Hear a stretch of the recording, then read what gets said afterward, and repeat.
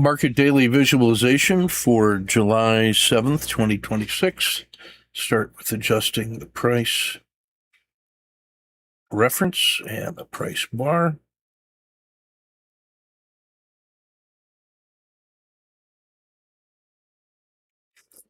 Day price range, the high of the day, the low of the day, the PSAR, the 10-period PSAR, the 5-period look back, the 10-period look back, the 10-period regression, the 20-period regression lag 10, the 30-day low, or 30-day range, I should say,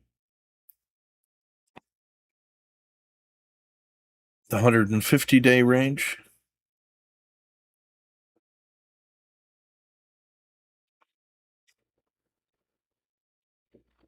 $30-period low,